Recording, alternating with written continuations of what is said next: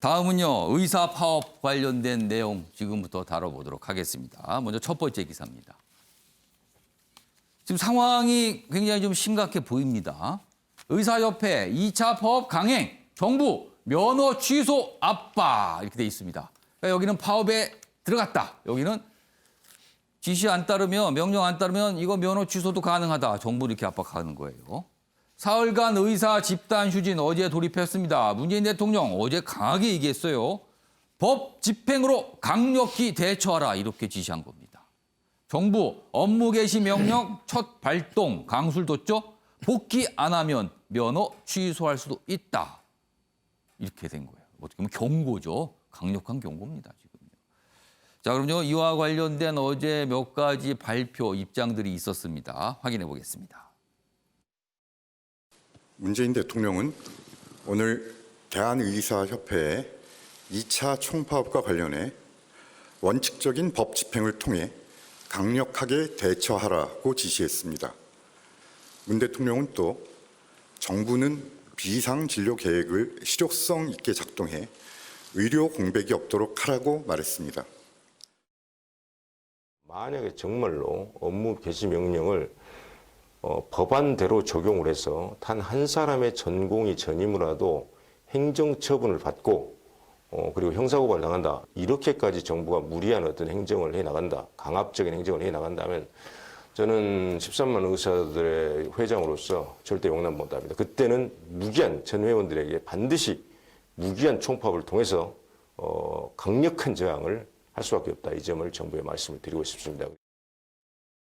자, 지금 영상으로도 입장이 완전히 다릅니다. 굉장히 강하게 지금 부딪히고 있어요. 자, 그럼요. 이 주제와 관련해서 지금부터 두 개의 기사를 비교해 보겠습니다. 주제는 같아도 내용은 다르다. 신문 대 신문입니다.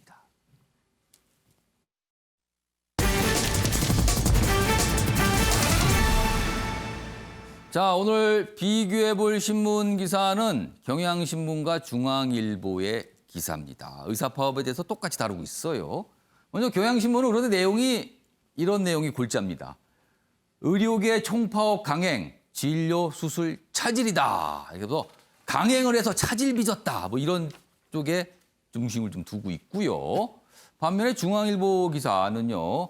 의대 정원 확대, 하필 지금 왜 이걸 정부가 하는가? 이렇게 또 묻고 있는 기사입니다. 자, 그럼요. 구체적으로 기사 하나씩 보겠습니다. 먼저 경향신문 기사입니다. 업무 개시 명령에도 의료계 총파업 강행. 그러니까 제목에 보세요. 우리나라 말은 조사를 잘 봐야 돼요. 명령에도 강행을 했다는 거죠. 총파업을. 이런 내용입니다. 지금 이 제목 자체에 어떤 분위기가 들어 있습니다. 의정 협상 결렬됐다. 내일까지 진행이다. 환자들 진료 수술 차질에 참담하다. 이런 반응을 소개하고 있습니다. 문재인 대통령 강력하게 대처 지시했다. 이 내용도 담고 있습니다. 자, 다음은 중앙일보 기사 보겠습니다. 그러니까 인용해서 제목을 달았죠. 의사 참여 벤치에 추진한 의대 정책. 그것도 하필 왜 지금인가? 왜 하필 지금인가? 이렇게 묻고 있어요. 설명이 이렇습니다. 코로나 전장에서 지친 의사들 몰아세우고 있다. 그러니까 정부에 대한 또 여기 비판이 담겨 있어요. 거대 여당 힘으로 밀어붙일까 의사들은 경계하고 있는 거다. 이렇게 돼 있습니다. 두 기사가 완전히 다르죠, 지금 각도가요. 자, 다음은 표입니다. 양측의 입장이 어떻게 다른지 정리한 표입니다. 보시죠. 여기 보면 네 가지 분야에서 정부와 의료계가 맞서고 있다는 거예요. 여기 보시면 일단 가운데 보세요. 의과대학 정원 확대, 요 얘기가 나왔죠. 이거에 대해서 정부는 이렇습니다. 왜 그런가 하면 인구 1000명당 활동 의사 수가 OECD, 이건 선진국 모임이라고 할 수 있죠. 여기하고 비교해보면 평균보다도 낮더라. 그러니 늘려야 된다. 의대 정원 필요하다. 자, 의료계는요. 1000명당 활동 의사 수 볼 게 아니고 국토 면적 대비 의사 수를 보면은 우리가 최고 수준이다. 수도권에 엄청나게 몰려 있다. 이런 거 봐야 된다. 활동 의사 기준은 국가별로 다르다. 이렇게 또 맞서고 있습니다. 공공의대 설립과 관련해서는요. 정부는 지방 공공병원 등 공공의료 종사자 자체가 부족하다. 자, 의료계는요. 이거 정치적 논리로 시작된 거다. 정치적 논리가 깔려 있다. 학생 선발 과정 불공정성 이것도 논란 아니냐. 최근에 좀 불거졌죠, 그 부분이. 그다음에 한양 첩약 급여화 문제에 대해서는요. 정부는 의료비 부담 완화 차원이다. 의료계는요. 한약 효과, 안정성 아직 정확하게 검증 안 된 거 아니냐. 이런 주장을 해놓고 있어요. 그리고 원격 의료에 대해서는요. 비대면 진료 필요성 증가하고 있다. 의료계는 의료법상 대면 진료가 원칙인데 무슨 소리입니까? 또 이렇게 반대하고 있는 상황입니다. 네 가지가 지금 맞서고 있죠, 지금. 핵심은 사실 여기도 있지만 요 위에 두 개가 가장 또 첨예한 대립전선이 있습니다. 자, 두 분이 준비하실 시간을 드리기 위해서 여야가 또 이거하고 가만히 있지 않습니다. 또 맞서고 있죠? 확인해 보겠습니다. 파업이라고 하는 것은 보통 노동자들이 근로조건과 임금 개선을 내걸고 하는 게 파업입니다. 보통 노동자들은 동료들의 해고를 방지하기 위한 파업을 하기도 합니다. 그런데 동료들을 추가로 더 뽑는다고 해서 파업하는 경우를 보지 못했습니다. 왜 우리나라에서는 동료 의사가 늘어난다고 해서 왜 파업하는지 일반 국민들이 아마 납득하기 어려울 것입니다. 3월 달부터 코로나 대유행을 막아왔던 그 의료 인력들의 어떤 고생한 점을 감안을 한다면은 정말 이번에 그 파업에 동참한 의사들의 얘기를 들어보면 정말 정부가 본인들하고 아무런 협의 없이 일방적인 어떤 발표를 했기 때문에 뒤통수를 맞았다는 그 배신감 때문이 가장 큰 요인이다. 자, 의사 파업과 관련해서 두 가지 신문 기사를 연속해서 봤습니다. 비교해 봤습니다. 그리고 여야 입장도 좀 들어봤어요. 자, 두 분께 미리 질문을 드렸습니다. 두 개의 신문 기사 봤는데 어느 쪽에 좀 더 공감하시는지 그리고 이유가 무엇인지 설명해 달라고 질문을 드렸습니다. 먼저 정근택 부위원장. 저 기사를 보면서 말씀을 드릴게요. 아까 예. 말씀하신 것처럼 사실 쟁점은 예. 위에 두 개인데요. 밑에도 중요한 문제입니다. 왜냐하면 사실 원격 진료를 하자는 입장이죠. 왜냐하면 이게 지금 코로나 예. 국면에서 사실은 어느 정도 효과를 봤어요. 왜냐하면 다 직접 가서 진료하게 되면은 감염의 우려성이 있기 때문에 그래도 가능한 떨어져서 하자는 거잖아요. 그러니까 우리가 뭐 드라이브 스루도 하고 이런 거였는데 그런 면에서 본다 그러면 저는 아마 대면 진료보다는 원격 진료 강화 쪽으로 가는 게 맞다고 보고 지금 한약 문제도 이제 시범적으로 하는 거거든요. 예. 한약에 대해서 어느 정도 좀 의료보험 혜택을 주자는 건데 뭐 국민들이 제가 보기에는 많이 지지할 것 같아요. 근데 저는 오히려 저도 개인적인 의견입니다. 당 의견은 아닌데 예. 공공의대 방식은 저도 좋지는 않다고 봐요. 차라리 왜냐하면 차별성이 생기거든요. 저는 차라리 그 기존 의대 정원을 그냥 늘려가지고 거기서 장학금을 주고 그분들을 하는 게 더 낫다라고 봅니다. 왜냐하면 공공의대와 일반 대학의대 예. 차별성이 생길 수 있어서. 근데 그 위에 이제 의사 정원 문제인데요. 예. 사실은 우리 변호사 수 따질 때도 인구 10만 명당 몇 명 이렇게 따지거든요. 예. 면적으로 따지지 않아요. 결국은 뭐 큰 나라 작은 나라가 있기 때문에 러시아나 중국 같은 데 하는 거랑 싱가포르 작은 나라랑 어떻게 면적 단위로 따질 수 있는 거예요. 저는 면적 단위로 전문 인력을 얘기한다는 건 거의 처음 봐요. 보통 인구비를 따지거든요. 예. 그러면 보통 지금 OECD 평균이 한 3.5명 정도 되는 1000명당 우리나라 2.4명 정도라는 거 아닙니까? 그럼 당연히 적은 거죠. 변호사 인원 늘릴 때도 그렇게 반대가 있었어요? 반대 많았죠. 지금 어쨌든 로스쿨 생기면서 한 2배 늘었는데 거의 2배 늘었거든요. 예. 엄청 반대했죠. 근데 결국은 됐습니다. 결국 뭐냐면 전 그래서 이제 그럼 다음에 하면 찬성할 거냐 이렇게 써놓은 거예요. 그럼 지금 이제 왜 지금이냐 얘기하는데 예. 지금 가장 문제가 되고 있는 거거든요. 공공의료 인력이 부족하다. 그다음에 정부에도 의사가 예. 전문가가 부족하고 지역에도 부족하고 특히 예. 공공의료기관 이런 데 부족하다는 얘기 아닙니까? 그러니까 해야 되는 거예요. 그럼 뭐 예를 들어서 다음에 얘기하면 의사들이 찬성할까요? 저는 결국은 인원 늘리는 거는 무조건 반대예요. 언제 하나. 그렇기 때문에 언제 하더라도 저는 묻고 반대다. 싶은 거네요. 그럼 다음에 주장하면 찬성하실 거세요? 이렇게 그렇죠. 묻고 싶으신 다음에도 거네요. 반대예요. 무조건 반대이기 때문에 제가 보기에는 어쩔 수 없는 어느 정도 갈등이고 이거는 뭐 예. 공공의료라든지 아니면 국민의 의료 서비스를 위해서 해나갈 수밖에 없는 일이라고 봅니다.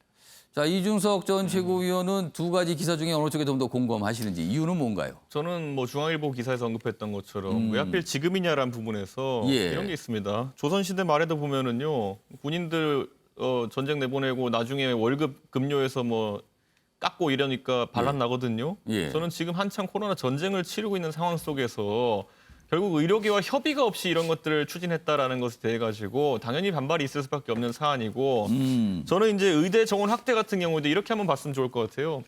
의대 정원을 늘리고 의사수를 늘려가지고 OECD 국가 뭐 평균에 맞춘다 또 이런 얘기가 나오는데 예. 그 나라들의 진료 체계라는 것이 우리나라랑 비슷하지가 않습니다. 예를 들어 미국 같은 경우만 해도 보통 본인의 주치의를 따로 두고 있고 예. 상급 기관에 따로 이제 가는 그런 형태로 가고 있는데 우리나라 같은 경우에는 그 경계선이 모호합니다. 그렇기 때문에 그런 제도적인 어떤 차이를 무시한 측면도 있고요.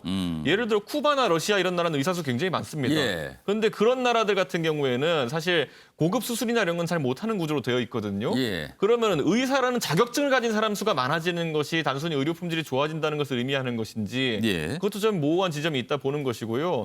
의료계에서 우리가 봐야 될 것이 결국에는 의료계에서는 수가 문제를 해결하라는 얘기를 하고 있습니다. 결국 사람이 사람에게 하는 서비스 중에서 아까 뭐 변호사의 법률 예. 서비스도 있겠지만은 의사의 의료 서비스, 의료 행위라는 것은 굉장히 고급의 의료 행위입니다. 예. 그런데 지금 의료계에서 항상 지적하는 바는 어떻게 의사가 사람의 생명에 대해 가지고 의료 행위를 하는 데에 대한 시간당 비용 자체가 어떻게 뭐 마사지 하는 것보다 더 적게 나올 수가 있겠느냐. 뭐 이런 것들 같은 경우에는 당연히 형평의 문제가 생길 수 있는 거거든요. 저는 그래서 그런 부분, 예를 들어 OECD 평균 그렇게 좋아하면요, 제가 거꾸로 문재인 케어의 한 거에 잘못을 지적하면요, 우리나라의 MRI 기계 대수가 문재인 케어 때문에 OECD 평균의 2배입니다. 그러니까 그런 것이 의료 비용이 과다로 나가는 이유 중에 하나인 것이지, 예. 저는 OECD 평균 그렇게 좋아하면은 다른 거 다 맞추고 오십시오. 알겠습니다. 뭐 두 분이 각각 선택을 해주셔서 또 다른 의견을 좀 제시해 주셨어요. 다음 기사 하나 더 보겠습니다. 관련된 내용입니다. 지금 학생들의 움직임도 좀 보이고 있어요. 다음 기사 보겠습니다. 의대생 89%가 의사 국가시험, 실기시험 거부. 그러니까 이걸 시험을 통과해야 의사가 되는 건데 이걸 좀 거부하고 있는 거예요. 자, 2,800여 명이 응시 취소를 제출했습니다. 정부는 내달 시험 강행하겠다는 거예요. 그럼 이거 어떻게 된 겁니까? 이거 시험 못 보면 공백이 또 생기는데요. 윤영걸 전 대표님.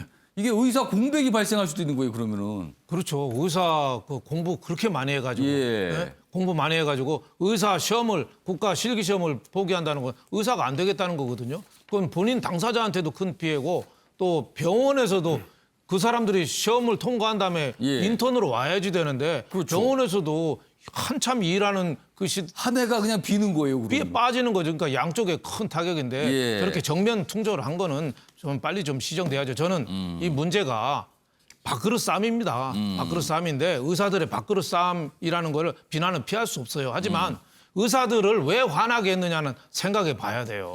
일본에서도 의사 수를 엄청 늘렸거든요. 예. 근데 오히려 의사들이 지방으로 안 가고 그 사람들이 서울로 다시 수도로 동경으로 와가지고 지방은 더 없어졌어요. 지금 가장 병원의 문제가 뭐냐? 지방 의료 인력이 없다는 거. 예? 그리고 또 기피과 문제. 예. 뭐 외과라든지 예. 흉부외과라든지 이런 데는 의사가 없고 피부과 뭐 이런 데만 있잖아요. 이런 문제를 해결하려면 예. 공청회 한 번이라도 제대로 해야 되는데 좀 들으려고 했느냐. 예. 그래서 난 정부가 너무 일방통행으로 달리는 문제, 부동산 문제든 예. 모든 검찰 개혁 문제 모든 게 나는 옳다 하고서 저 밀어붙이는 저 자세, 저게 의사들의 분노를 자아낸 거 아닌가 저는 이렇게 생각합니다. 그러니까 좀 의견 좀 많이 들었으면 좋겠다. 이렇게 좀 지적을 좀 해주셨어요, 지금요. 자, 아침에 매일경제는 유튜브 채널을 통해서 지금도 생중계가 되고 있고요. 오늘도 많은 분들이 생중계 보시면서 댓글을 올려주셨어요. 좀 소개해드리겠습니다. 먼저 태풍 그리고 코로나 관련해서는요. 코로나도 태풍도 폭염도 어차피 언젠간 지나간다. 문제는 모두 협조와 합심이 필요하다. 그렇습니다. 언젠간 가죠. 그 과정이 중요한 겁니다. 선별 지원하면 갈등과 분열 조장된다. 이 댓글은 재난지원과 관련된 거네요. 또 있습니다. 2차로 끝난다는 보장이 있나? 하위 50%가 맞다. 아껴둬야 된다는 의견이었습니다. 산타클로스도 1년에 한 번 오는 것임. 나라가 망하지 않겠지만 다만 나라가 매우 가난해지겠지. 산타클로스 한 번만 온답니다. 지금. 자, 이건 뭐 사회적 거리 두기 관련된 건데요. 길어야 2주인데 3단계 발효해야 된다. 과감한 결단이 필요하다. 이런 걸 남겨주셨고요. 마지막은 2주 동안 생각하고 국민의 생각을 반영하세요. 2차권, 3차권. 나라가 힘들면 서민은 더 힘듭니다. 이렇게 남겨주셨습니다. 댓글을 올려주신 시청자 여러분께 감사 말씀드리겠습니다.